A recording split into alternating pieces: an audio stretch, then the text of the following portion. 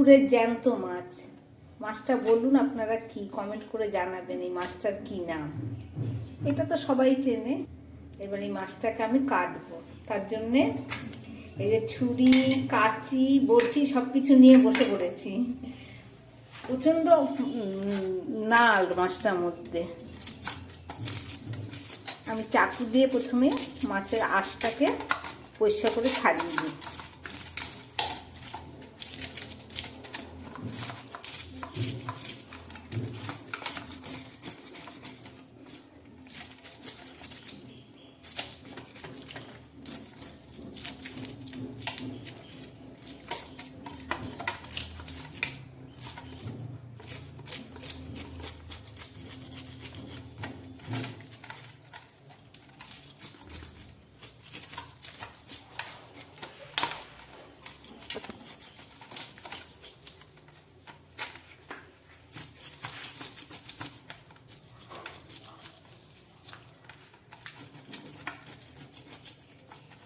জ্যান্ত মাছ বলে ভীষণ নাল গায়ে, কিন্তু এখন তো ছাই ঠাইও নেই, তাই এই অবস্থাতেই কাটতে হচ্ছে।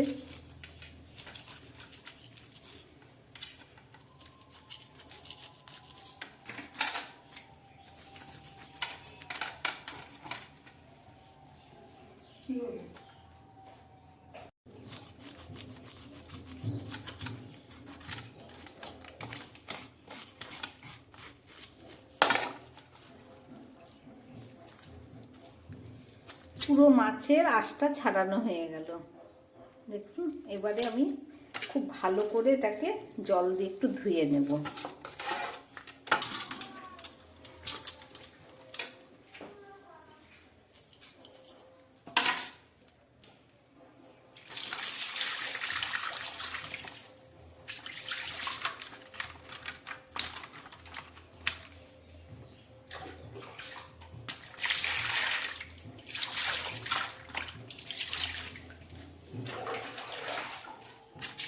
ভালো করে না ধুলে আমি এত বড় মাছের পিস ভালো করে করতে পারবো না, ভীষণ পিছল হয়ে গেছে। হয়ে গেল আঁশ ছাড়ানো। এবার আমি এর ডানা পাখনাগুলো কেটে নেব কাঁচির সাহায্যে।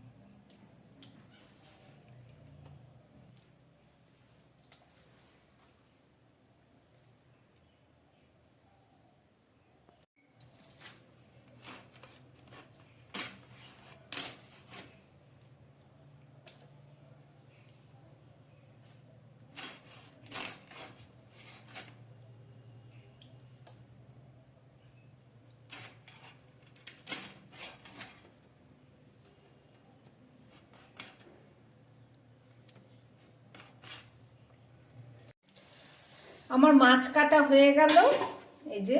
এবার চলুন ভালো করে এটাকে ধুয়ে নিই।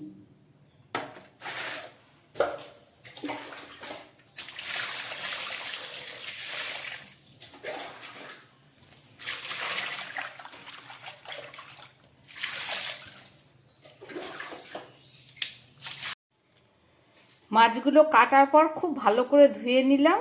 এবার চলুন এতে নুন মাখিয়ে দিই। একটু নুন ভালো করে মেখে নিয়ে আমি 10 মিনিটের জন্য মাছটাকে রেখে দেব। জ্যান্ত টাটকা মাছ, এতে যদি ভালো করে নুন না ঢোকে তাহলে খেতে ভালো লাগবে না। তাহলে চলুন মাছগুলো এখন নুন মাখা থাক 10 মিনিট, তারপরে ফেরত এসে রান্না করে আপনাদের দেখাচ্ছি। 10 মিনিট পরে ফেরত আসলাম। এবার মাছের মধ্যে আমি হলুদটা মেখে নিচ্ছি। আমি কিছুটা মাছ এখন রান্না করব।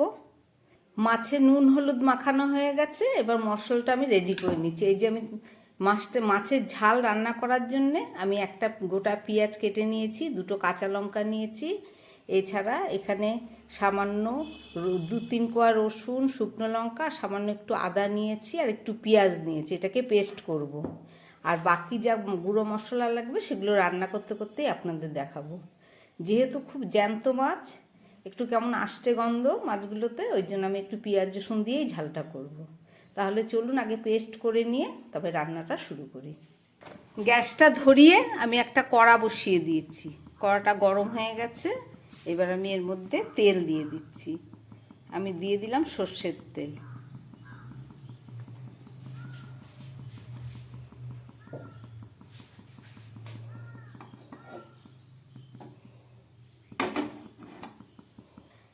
গ্যাসের আঁচটা মিডিয়ামে আছে। এবার মাছটাকে আমি ভেজে নেব।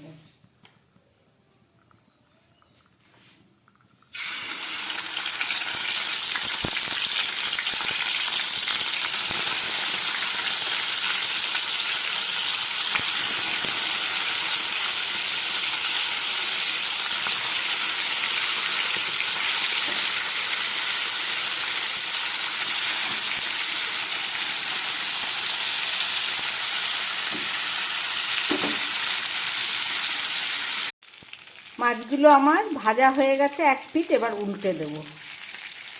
একদম কম আছে মাছগুলো ভাজলাম।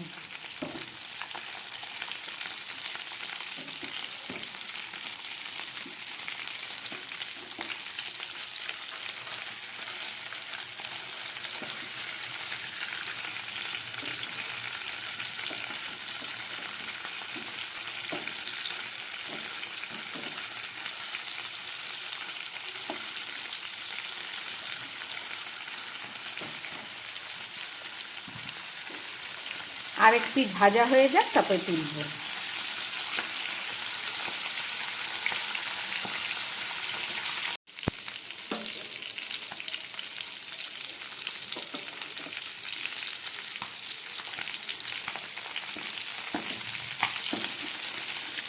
মাছগুলো আমার ভাজা হয়ে গেছে। এবার তুলে ফেলব।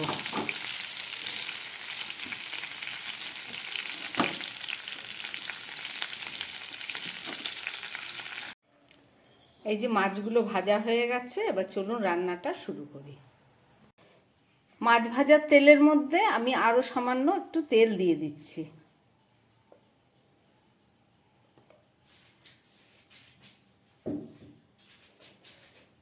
এবার দিয়ে দিচ্ছি ফোড়ন, সাদা জিরে।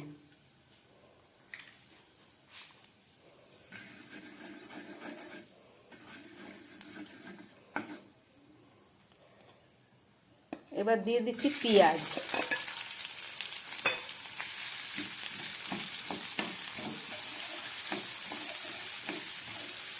আর দিচ্ছি 2টো কাঁচা লঙ্কা।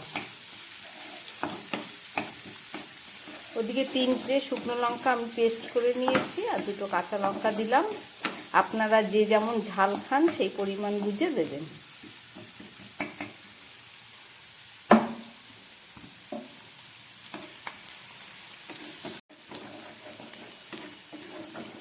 পেঁয়াজটা অনেকটাই ভাজা হয়ে গেছে। এবার আমি এর মধ্যে দিয়ে দেবো পেস্ট করা আদা, রসুন আর শুকনো লঙ্কা।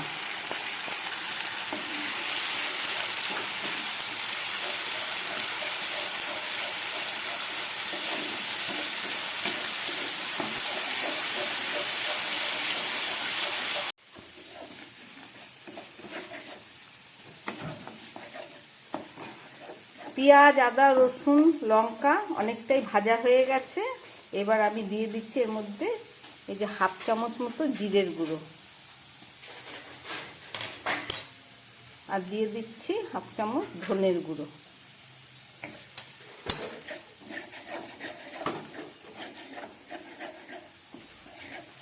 মশলাটাকে ভালো করে আরও কষাবার জন্য আমি মশলার জলটা দিয়ে দিলাম।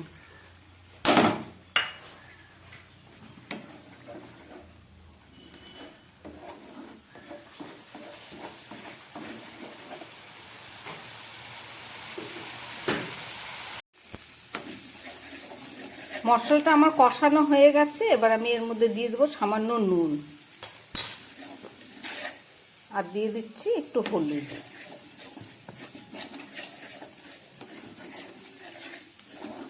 মশলার থেকে তেল বেরিয়ে গেছে,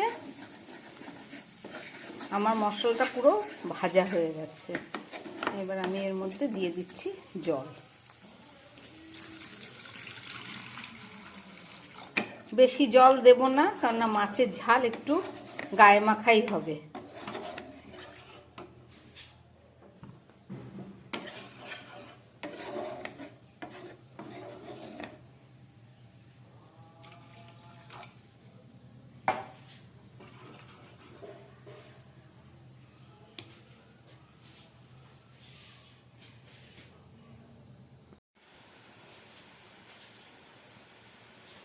মাছের ঝোলটা ফুটে উঠেছে। এবার আমি এর মধ্যে মাছগুলো দিয়ে দেবো।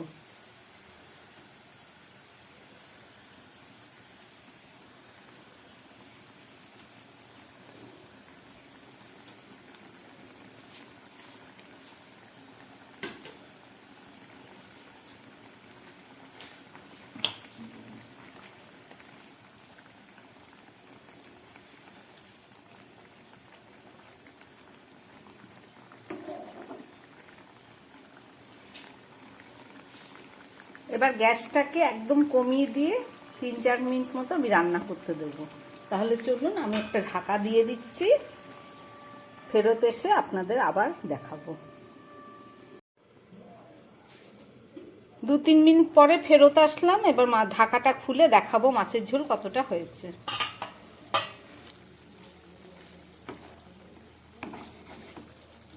টেনে গেছে ঝোলটা, গায়ে মাখা হয়ে গেছে। এবার আমি একটু সামান্য গরম মশলার গুঁড়ো দিয়ে দিচ্ছি।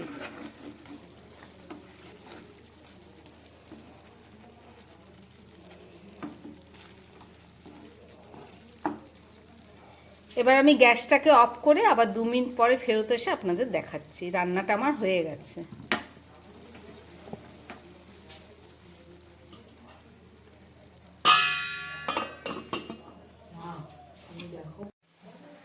রান্না করলাম জ্যান্ত মাছের ঝাল। রেসিপিটা আপনারা দেখলেন, আপনারাও বাড়িতে বানিয়ে খাবেন। আশা করি খুব ভালো লাগবে।